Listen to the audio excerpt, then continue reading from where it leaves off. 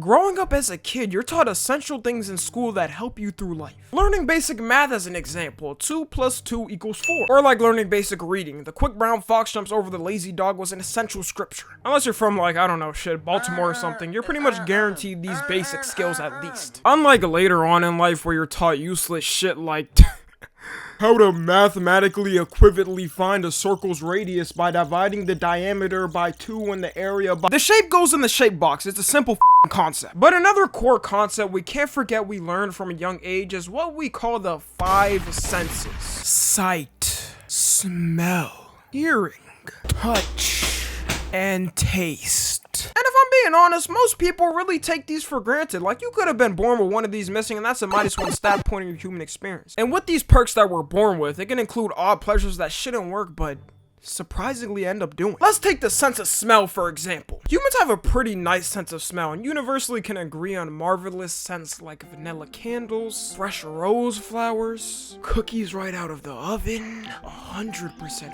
grass fresh air. But then we get to the weird things that shouldn't work. From the top of my head, the first thing that comes up in my mind is something like gasoline. While some will sit there and gag, suffocate, nearly die at the tiniest presence of it hitting their nostrils, someone else is walking right past them and going, oh, yeah, that's what I'm talking about. I truly believe that we're split into 2 groups in society only. People that like the smell of gasoline and the people that don't.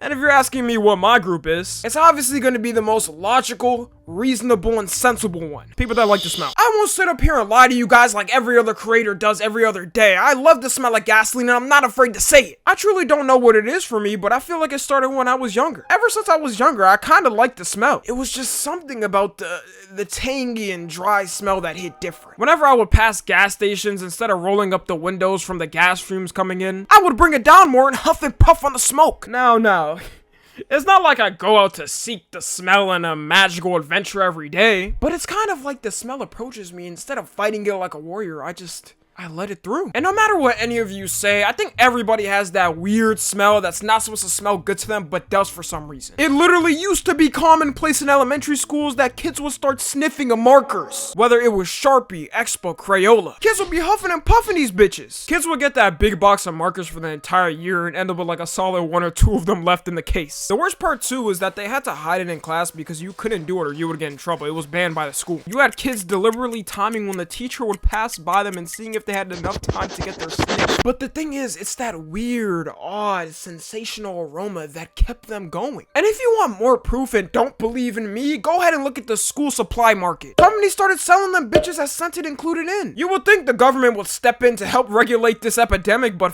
no, I guess. They are bustling business to this day. And I don't know what it is with school sniffing epidemics, but there was also kids in the 80s getting high off glue. So you can't even blame the dumbass Gen Z kids for doing this when every generation suffered the same fate. Another one that most people aren't going to admit is their own must. Everyone's had that moment where they've been musty and thought to themselves, this don't smell as bad as I thought. Our natural body creates a force field of our own must, and what smells like complete horror for someone else smells oddly pleasant for us. Which is why I think you always end up with the most musty and smelly people never realizing they smell like shit. I always notice that. And before the no shower allegations get thrown at me, I'm not saying this is something I do on the regular. It's just kind of something that happens to everybody. You can't even lie. So let me put this disclaimer to some of y'all so people understand. Take showers. If we're talking about the category hearing now, I think the most obvious one is ASMR. ASMR is some truly weird shit when you think about it that shouldn't work but does. You literally have people just whispering into a microphone or tapping all types of wiki-wacky gadgets, creating an entire ecosystem alone on YouTube of people just whispering and making millions. And I'm not gonna lie, if it hits just the right part of your ear, it can truly hit. I don't care what anyone says, even if you don't understand it or don't like it, if you never felt any type of sensation while hearing at least one, you might just be going deaf. You got TikTokers doing it every other TikTok live, celebrities started doing it at a certain point. It's truly one of those guilty pleasures that no one likes to admit. I don't even personally go on my way to watch them, but when it pops up, you know, I really don't mind it. It can hit that direct part of the human body in some way. For the sense of vision, there's just too much shit you could really account for guilty pleasures or things that feel weird that work. The human eye processes millions of of images a day alone. The one thing I'm truly embarrassed to admit is those Subway Surfer videos. I know we love to clown this brain dead content with the clip on top and the Subway Surfers gameplay at the bottom, but the problem is if you watch it long enough, it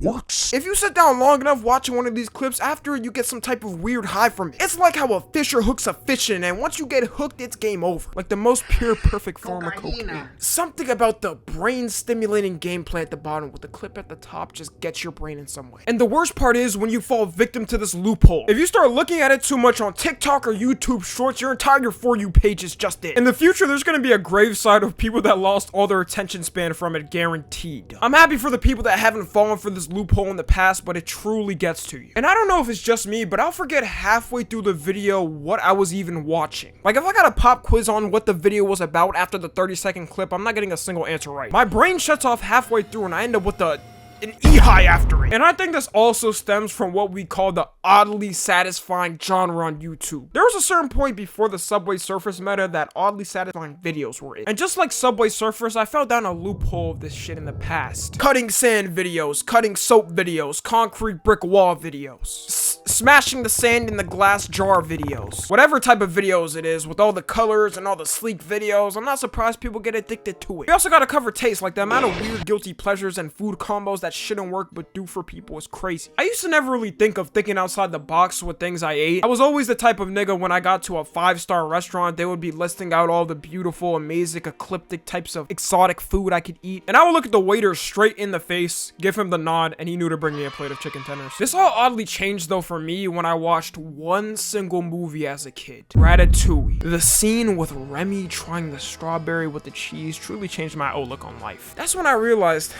maybe it won't be a bad thing to take a gamble at my food game. I was trying any weird food combo that might just hit right for me. Cheetos with milk, peanut butter and pickle sandwiches, frosted flakes with cheese, salt and peppers on my apples. Once again, people are looking at me in disgust, but at the same time, anytime you see someone eating a weird ass food combo, you think, oh, how could they eat that? That's awful, right? But when it's you eating whatever you combine together, you don't think it's that bad, right? You think everybody's truly tripping. This is one of those things that's just subject to how you are. Speaking of guilty pleasures, I always feel like humans have bad chewing habits. I haven't met a single person that's gnawed or chomped on some shit that they definitely shouldn't have. I've been a chronic bottle cap chewer, a chronic fingernail chomper, a chronic ice cube cruncher. It's that weird guilty pleasure that you get from it though. I be thinking to myself like, damn, I really gotta spit this out, but at the same time, for some reason, it's just magically hitting the right part of my jaw and it feels kind of nice to chew this even though it's not supposed to be in my mouth and it's gonna fuck up my dental history in some type of— I was also one of those disgusting ass kids who used to be chewing on those number 2 pencils. 0% of my pencils would be intact at the end of the day. I was chopping at them. Those who get it though. When you were a nigga like me in elementary school who had zero money for school lunch, it would just work. That was my only meal sometimes. I was truly struggling. And the best part is that it came with a large pack, so I never really ran out of supply, to be honest. Humans are just attracted to chewing things that they shouldn't though. The worst part is that it's at the most random time. 1 second you'll just be doing whatever you're doing, and the next second you end up chewing on this